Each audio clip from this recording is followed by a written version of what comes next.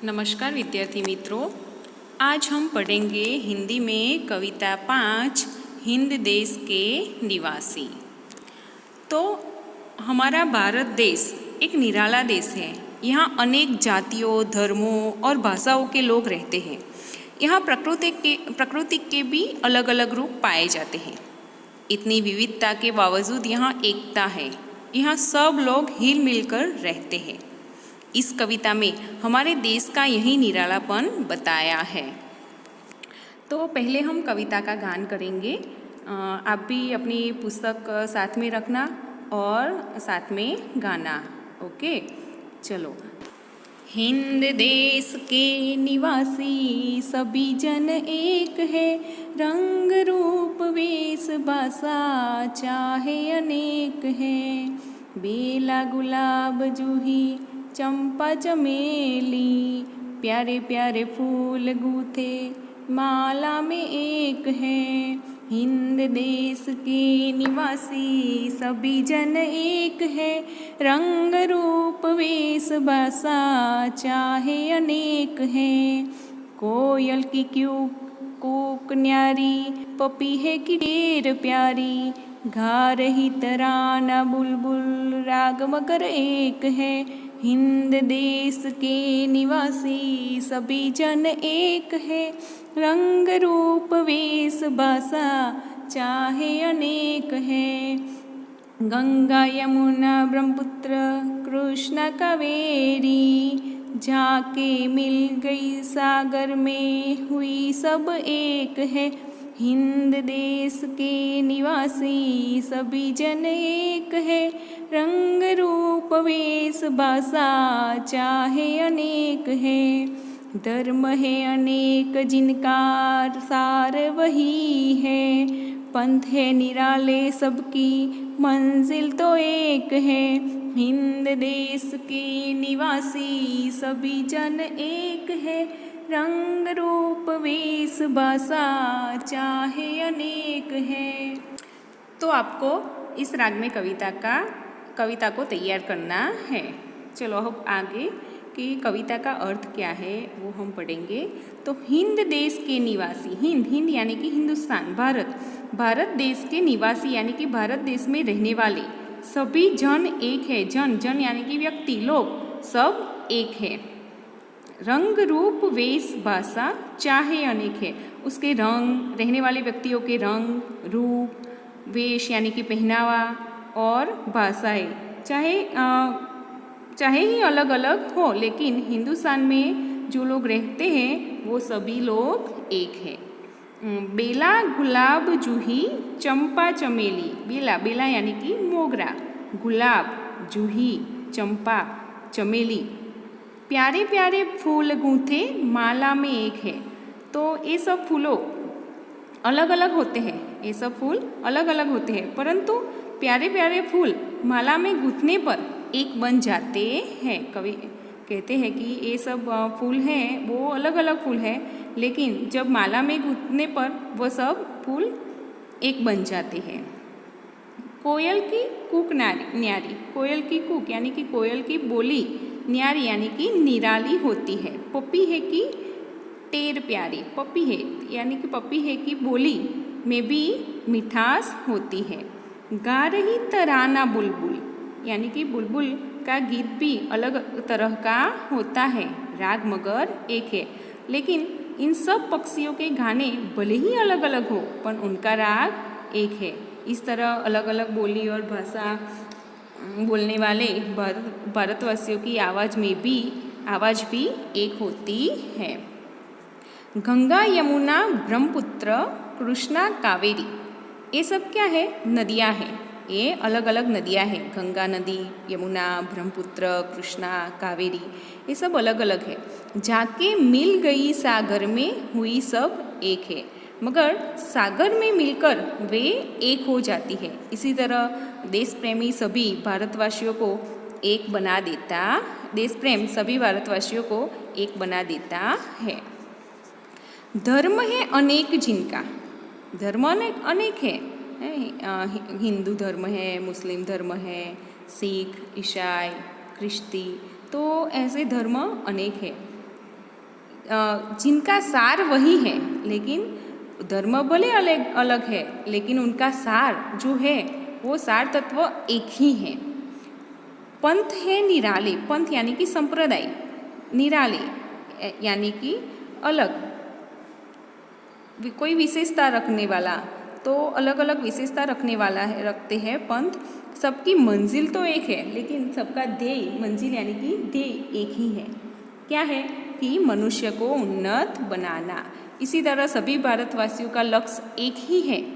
क्या है? तो अपने देश की उन्नति करना। अब हम अभ्यास देखेंगे। तो प्रश्न 1 है, निम्नलिखित प्रश्नों के उत्तर दीजिए। तो पहला है कि हमारे देश की क्या विशेषता है। तो हमारे देश में भिन्न भिन्न रंग, रूप और पहनावे वाले एवं अलग अलग भाषाएं बोलने वाले लोग रहते हैं। इसके बावजूद यहाँ के लोग एक हैं।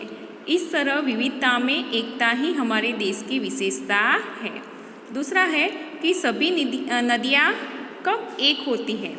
तो उसका उत्तर है कि सभी नदियाँ अलग अलग स्थानों से निकलती हैं, उनके बहाव भी अलग अलग है, परंतु जब वे सागर में मिलती है तब एक हो जाती है। आगे है तीसरा, सभी धर्मों का सार क्या है। तो सभी धर्मों का सार एक ही है कि मनुष्य को बुराइयों से दूर रखना और उसे उन्नत बनाना। प्रश्न दूसरा है कि यहाँ पे शब्द पंखुड़ियाँ दी गई है, तो उसे उचित क्रम में रखकर वाक्य बनाना है। तो पहली पंखुड़ी में देखें तो इससे वाक्य क्या बनता है। तो हम भारत देश के निवासी हैं। दूसरी पंखुड़ी से बनता है कि कोयल की आवाज़ मधुर होती है। और तीसरे से बनता है कि फूलों की तरह हंसते रहना चाहिए। ओके, तो आपको ये लिखना है। आगे है कि गोले में से शब्द चुनकर अर्थपूर्ण वाक्य बनाइए। ये गोला दिया है, उसमें अलग अलग शब्द दिए गए हैं, तो हमें वाक्य बनाना है। यहाँ पे उदाहरण दिया हुआ है कि सोनल पढ़ रहा है। क्या है? सोनल पढ़ रहा है। तो हमें ऐसे ही वाक्य बनाना है। तो हम क्या बनाएंगे? दूसरा वाक्य कि मेघा पढ़ रही है। तीसरा है हरेश खेल रहा है। चौथा रिनल खेल रही है। बराबर, तो ऐसे आपको वाक्य बनाने हैं। चलो आगे का प्रश्न है कि काव्य पंक्तियों का भावार्थ समझाइए। तो काव्य पंक्ति दी है कि हिंद देश के निवासी सभी जन एक हैं, रंग रूप वेश भाषा चाहे अनेक है। तो भारत देश में रहने वाले लोगों के रंग, रूप, पहनावे और भाषाएं भले ही अलग अलग हो, परंतु वे सब लोग एक हैं। यहाँ रहने वाले सभी लोगों की मातृभूमि भारत ही है। चलो यहाँ पे एक प्रश्न चौथा है कि औरत और लड़की के स्थान पर क्रमशः आदमी और लड़का रखकर परिच्छेद फिर से लिखिए। तो आपको यहाँ पे जो औरत और लड़की जिस स्थान पे है वहाँ पे आपको आदमी, औरत के स्थान पे आदमी और लड़की के स्थान पर लड़का रखकर फिर से लिखना है। ये आपको खुद करना है। चलो हम पढ़ेंगे आगे स्वाध्याय। तो स्वाध्याय में है कि प्रश्नों के उत्तर दीजिए।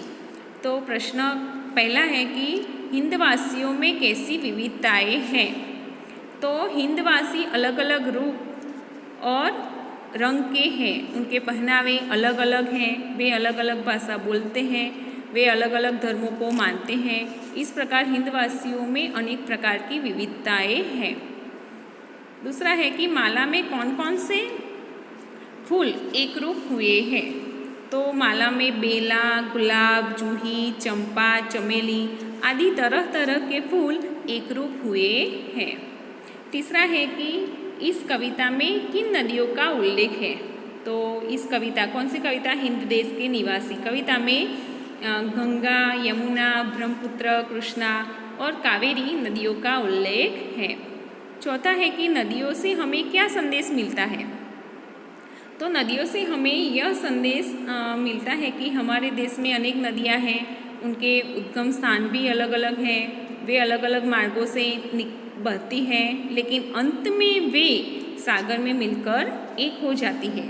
इन नदियों से हमें यह संदेश मिलता है कि जैसे नदियाँ अलग अलग होकर भी एक हो जाती है, उसी तरह हम भारतवासी अलग अलग होने पर भी एक होकर रहे।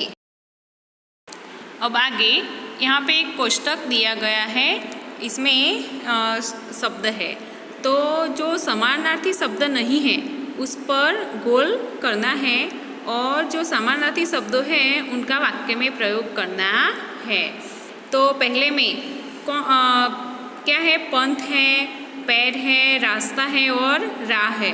तो समानार्थी शब्द कौन सा नहीं है, तो पैर, तो पैर ऊपर गोल करना है। जो पंथ है, पंथ का समानार्थी हुआ राह और उसका समानार्थी हुआ रास्ता। तो हमें पंथ शब्द से वाक्य बनाना है, फिर राह शब्द से और रास्ता शब्द से, ये वाक्य आपको खुद बनाने हैं। चलो आगे दूसरा कोष्टक है, उसमें दिए हैं कुसुम, कांटा, फूल और पुष्प। तो समानार्थी शब्द कौन सा नहीं है इसमें, तो इसमें कांटा वो समानार्थी शब्द नहीं है, क्योंकि फूल कुसुम के समानार्थी शब्द है पुष्प और फूल। आगे है तीसरा कोष्टक है, इसमें है आम, निराला, अनोखा और अनूठा। तो इसमें कौन सा समानार्थी शब्द नहीं है, तो आम। चौथा कोष्टक, इसमें दिया है जन, मानव, स्त्री और मनुष्य। तो इसमें कौन सा समानार्थी शब्द नहीं है, तो जन का हुआ मानव और मनुष्य, तो क्या आएगा, स्त्री। तो स्त्री शब्द समानार्थी नहीं है। तो जो समानार्थी शब्द है उन सब का आपको वाक्य में प्रयोग करना है।